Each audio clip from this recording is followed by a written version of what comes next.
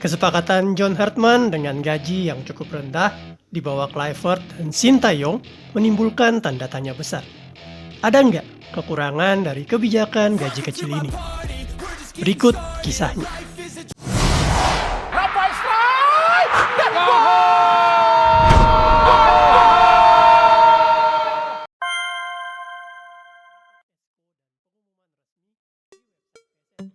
PSSI resmi telah menentukan pelatih baru Garuda, yaitu John Hartman. Hal ini mereka putuskan lewat rapat ESCO dan pengumuman resmi di website PSSI pertanggal 3 Januari 2026 kemarin. John Hartman akan diperkenalkan ke publik di tanggal 13 Januari setelah beliau tiba di Indonesia. Dan sejak saat itu akan langsung mulai bekerja sebagai pelatih baru Garuda. Ini tentu adalah kabar baik yang dinanti-nantikan oleh fans Garuda dan berharap John dapat bekerja maksimal dan membentuk kepercayaan diri timnas lagi yang ambruk pasca gagal lolos Piala Dunia 2026. Di tahun 2026 sendiri ada beberapa turnamen dan pertandingan internasional yang dapat diikuti timnas dan hal ini adalah langkah awal untuk membentuk chemistry antara pemain maupun pelatih.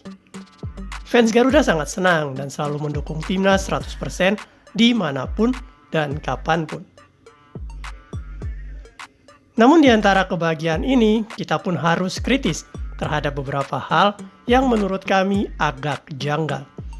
Salah satunya adalah masalah gaji John Hartman yang nominalnya terbilang cukup kecil. Dilansir dari media asal Kanada, Watching the Red, John Hartman memperoleh nominal gaji sebesar $40.000 per bulan atau sekitar 668 juta rupiah. Nah, angka ini masih jauh di bawah Patrick Clifford yang mendapatkan gaji 1,7 miliar rupiah per bulan dan Sintayong yang mendapat gaji 2 miliar per bulan. Nah, kok bisa berbeda jauh? Salah satu alasan mengapa gaji John Hartman lebih kecil adalah terbatasnya anggaran yang dimiliki oleh PSSI. Saat ini anggaran PSSI yang tersisa harus dialokasikan untuk berbagai kebutuhan, dan sebagian besar dana sudah habis untuk membayar penalti kepada pelatih sebelumnya, yaitu Clifford dan Sintayong. Dalam situasi ini PSSI harus bijak dalam menggunakan anggaran yang ada, dan mungkin memutuskan untuk menghemat biaya dengan memberi gaji yang lebih kecil kepada John Hartman.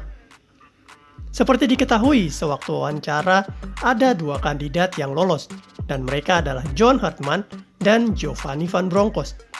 Nah, untuk Van Bronckhorst sendiri tidak terpilih. Kecurigaan kami adalah karena faktor gaji yang mungkin di angka yang sebanding atau lebih tinggi dari Sintayong, bisa 2-3 miliar rupiah per bulan.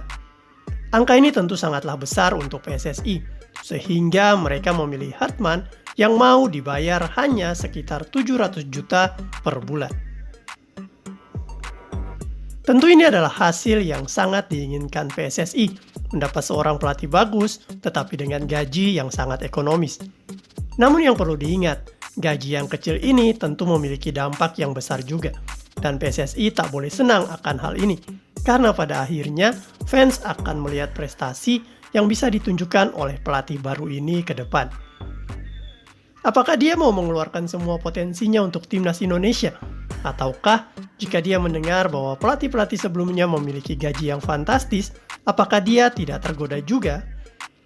Di samping itu gaji yang kecil ini juga menimbulkan dampak di sisi lain yang dapat merugikan timnas.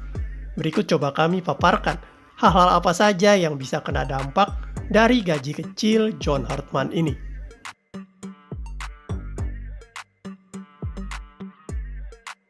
Salah satu faktor yang paling dikhawatirkan adalah apakah dengan gaji kecil Hartman akan bekerja dengan maksimal atau justru merasa kurang termotivasi. Biasanya pelatih yang memiliki gaji tinggi diharapkan untuk memberikan yang terbaik karena tuntutan finansial yang besar. Apakah mungkin suatu saat Hartman akan speak up bahwa kalian menuntut aku bekerja totalitas, tinggal di Indonesia, 24 jam menjadi pelatih, harus ini, harus itu, tapi memberi gaji yang kecil. Kalau untuk hal ini menurut kami masih 50-50. Tetapi kalau Hartman adalah seorang profesional di bidangnya, Maka meskipun gaji Hartman tetap rendah, komitmennya terhadap tim nasional Indonesia harus tetap dia jaga. Hartman dikenal sebagai seorang pelatih yang berkomitmen tinggi dan memiliki motivasi yang kuat untuk mencapai kesuksesan. Oleh karena itu, meskipun tidak mendapatkan gaji yang besar, tampaknya dia tetap totalitas dalam pekerjaannya. Dan dari pernyataan Hartman terbaru soal timnas Indonesia, di sini dia menyatakan bahwa dia merasa tertantang dengan proyek timnas Indonesia ini, karena menurutnya sangat unik dan sangat didukung oleh fansnya. Karena itu dia tertantang untuk bisa membuat proyek ini berhasil mencapai tujuannya, yaitu masuk Piala Dunia. Namun tetap, ini juga bisa berisiko jika ada rasa frustasi John Hartman dalam jangka panjang terkait gaji. Kerja maksimal mungkin akan terhambat oleh rasa ketidakpuasan atau kekecewaan, terutama jika dibandingkan dengan pelatih lain yang mendapatkan fasilitas lebih besar. Kendala ini bisa menghambat perkembangan tim secara keseluruhan. PSSI perlu terus follow up John Hartman dengan penerimaan yang hangat di Indonesia. Dan kalau dia meminta sesuatu yang di luar gajinya, sebaiknya dikabulkan.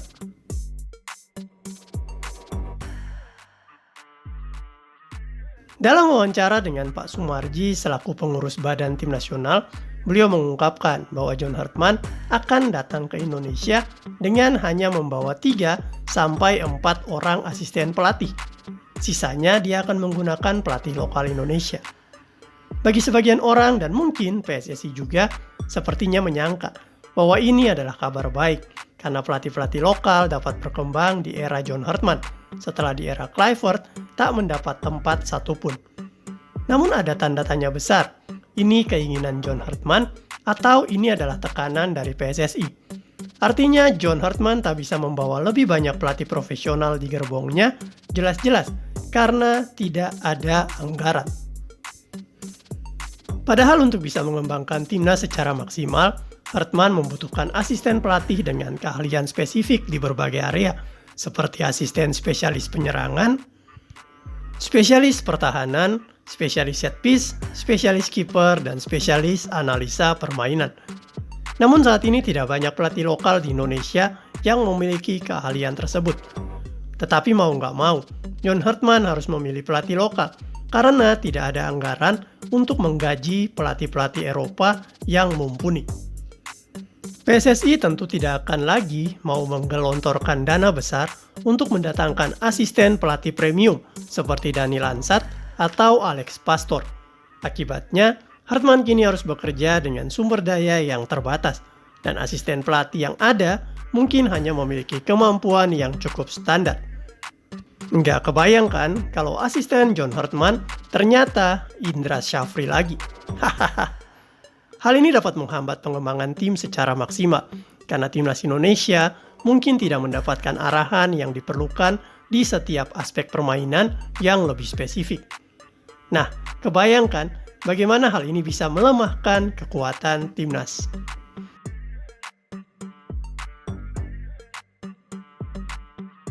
Kembali lagi ke pernyataan Pak Sumarji saat diwawancara, bahwa John Hartman berbeda dengan pelatih sebelumnya yang akan tinggal 24 jam di Indonesia sepanjang penugasannya. Hal ini tentu terdengar sangat manis karena dianggap loyal dan betul-betul menjalankan tugasnya. Tetapi ada makna lain di balik pernyataan ini, yaitu artinya John Hartman tak bisa lagi traveling ke Eropa untuk meninjau para pemain abroad.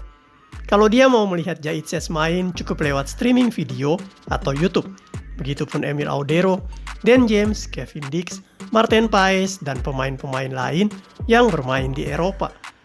Hal ini karena PSSI tak ada anggaran untuk membiayai perjalanan Hartman ke Eropa. Kalau seperti ini, jelas akan merugikan timnas lagi, karena Hartman tak bisa memantau langsung dan melihat permainan pemain-pemain ini secara jelas. Juga Hartman tak bisa bersosialisasi dan memberikan motivasi bagi mereka secara langsung. Yang Hartman tonton hanyalah Liga Indonesia, yang minim pemain timnas. Kurangnya pemantauan langsung terhadap pemain-pemain abroad bisa mengurangi potensi Hartman dalam memilih pemain terbaik dan mempersiapkan mereka dengan lebih baik. Padahal pemain yang bermain di luar negeri seringkali memiliki pengalaman yang lebih baik dan bisa memberikan dampak besar bagi timnas Indonesia Dan juga perlu diingat bahwa sebagian besar timnas Indonesia yang dipanggil dahulu atau menjadi pemain inti adalah mereka-mereka yang masih bermain di Eropa saat ini. Masakan tiap minggu Hartman hanya nonton Tom Haye, Eliano, atau Hoki Caraka bermain di Liga Indonesia? Semoga PSSI juga bisa mengalokasikan anggaran bagi perjalanan Hartman ke Eropa dan jangan mengikatnya untuk selalu berada di Indonesia.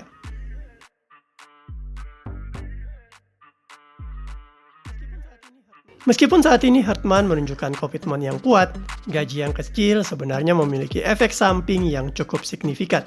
Hal ini bisa mempengaruhi motivasinya dalam jangka panjang. Pelatih dengan gaji yang lebih rendah bisa merasa bahwa mereka tidak dihargai dengan baik, yang akhirnya bisa berimbas pada kinerjanya. Hal ini juga bisa mempengaruhi hubungan Hartman dengan pemain-pemain yang mungkin merasa bahwa timnas tidak dihargai dengan baik dalam hal pengelolaan finansial. Selain itu, jika performa tim tidak sesuai harapan atau hasil yang didapatkan tidak maksimal, PSSI mungkin akan kesulitan untuk mempertahankan John Hartman dalam waktu yang lama. Pergantian pelatih yang terlalu sering hanya akan merugikan perkembangan timnas dalam jangka panjang.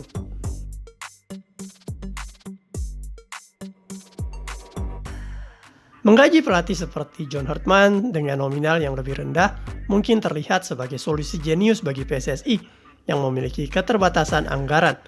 Namun hal ini bisa berisiko menjadi bumerang bagi sepak bola Indonesia jika tidak diimbangi dengan pengelolaan yang tepat terhadap sumber daya yang ada.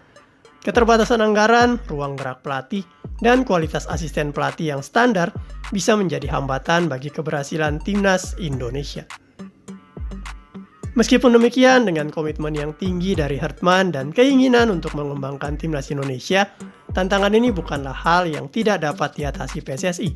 PSSI harus memperhatikan aspek-aspek ini dengan serius, memastikan bahwa meskipun anggaran terbatas, kualitas pelatihan dan pengembangan tim tetap menjadi prioritas utama. Jika tidak, dampak jangka panjangnya bisa sangat merugikan bagi sepak bola Indonesia.